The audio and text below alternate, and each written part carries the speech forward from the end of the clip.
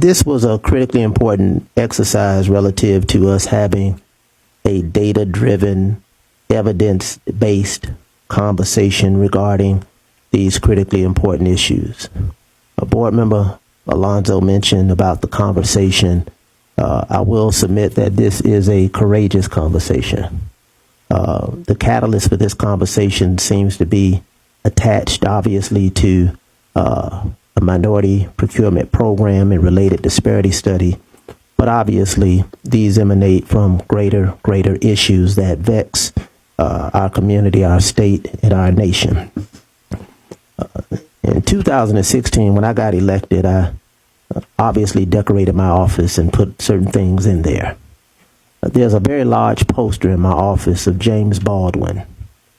And the words say, "I hear what you say, but I watch what you do." And I think that has always resonated with me throughout life, obviously, but it has definitely had some resonance while serving as a member of the Miami-Dade County Public School Board. I watch what people say, but I more importantly watch what they do. James Baldwin proffered that particular notion because during that particular time, he asserted that part of society says, "You love me, but I see how my children's education experience is. You say that you support me and care about me, but I know that certain people in my community have very difficult times getting affordable housing, and they're not welcomed in certain neighborhoods. You say you embrace me, but time and time again, I'm denied employment opportunities.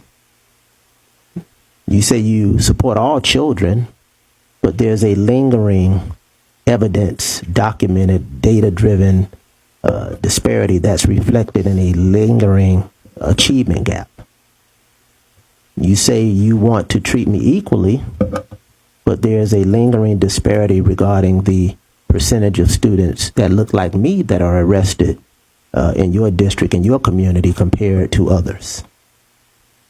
You say you see me equally as a member of this community, of this state, of this nation, but time and time again, the evidence, not the anecdotal, it's the evidence that's important that makes me question what you say when I see what you do.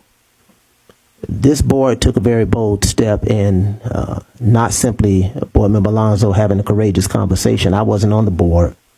They took the bold step to elevate from that particular mundane, undocumented discourse regarding disparities and say, let's see what the evidence says. So in the event that the evidence says there's a disparity with respect to any protected class, I'm always going to be in support of opposing that.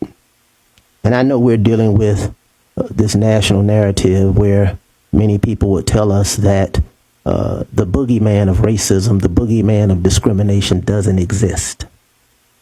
But the evidence says that 3 black people were killed in Jacksonville, and the shooter said he shot them because they were black.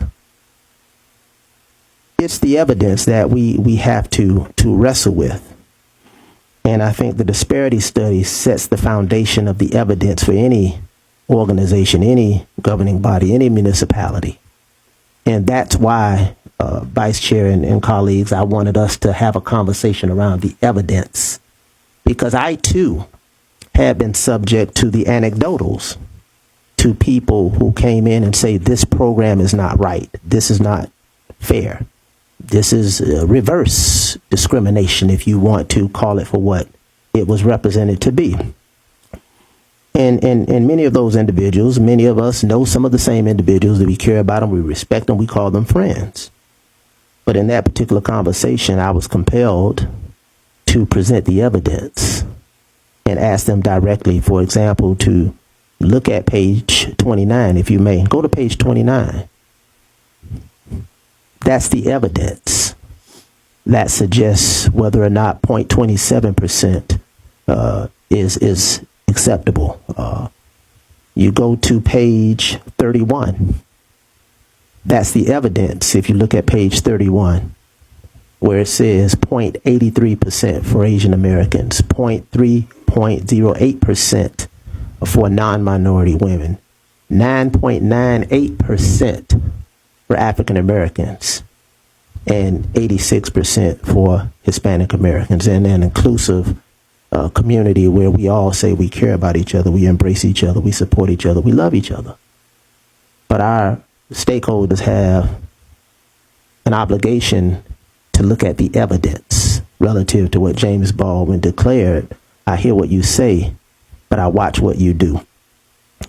And I know that each and every one of us on this dais, because I strongly believe that until I have evidence otherwise, because even despite the narrative that recently took place regarding someone I have known and respect and admire, until the evidence shows me something different, I stand on that.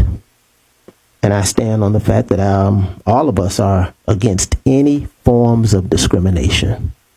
Any forms of discrimination. Any forms of discrimination. What is discrimination? Unjust or prejudicial treatment of different characters, classes of people based on age, ethnicity, gender, disability. Everybody should be against that. Everybody in some shape, form, or fashion has served witness to or been subjected to some form of discrimination. Whether your parents, your grandparents dealt with that and your ancestors dealt with it 400 or 500 years ago, or whether your ancestors or grandparents dealt with it 60 years ago when they came to this country. All of us have served witness to the ills and the vices of discrimination. And all of us must continue to collectively and individually work against it. The disparity study speaks to us having a compelling interest to remedy past identified data-driven discrimination, not because somebody said it, but because we have evidence that it exists. This is not a new journey for this country. When you look at women in 1920, the suffrage movement, women didn't have a right to vote. 45 years later, the Voting Rights Act took place in 1965, in which the catalyst for that was the Brown versus the Board of Education. So this country has always had a history, but it always had an history of us coming together against all forms of racism and discrimination based on evidence. Miami-Dade County Public Schools has obviously a long-standing history that we're not going to remedy overnight. But I want to commend this board and this community for its collective fight against these kinds of ills and vices that continue to try to divide us as opposed to unite us. I want to, last but not least, thank once again Mr. Harvey, Dr. Dotris, the Miller 3 team, and everybody who put their shoulder to this particular wheel, Miss Andrea. But I would also be remiss if I did not acknowledge the people in this community who came out and have sat now for 2 to 3 hours to serve witness to this presentation and to understand that this board is serious. We're committed. We're united against any forms of discrimination that take place in our classrooms, in our schools, in our procurement, in our construction in this district, and that we're committed to a form of self-governing to address and remedy these indicators of past discrimination. We have work to do to continuously move forward, and the community's role and responsibility in this particular process is important because we can't do it alone. So again, I'm humbled and honored to have been simply the catalyst via this item, but this item would not exist if I didn't have the full support of my colleagues on this board and the full support of members of this community.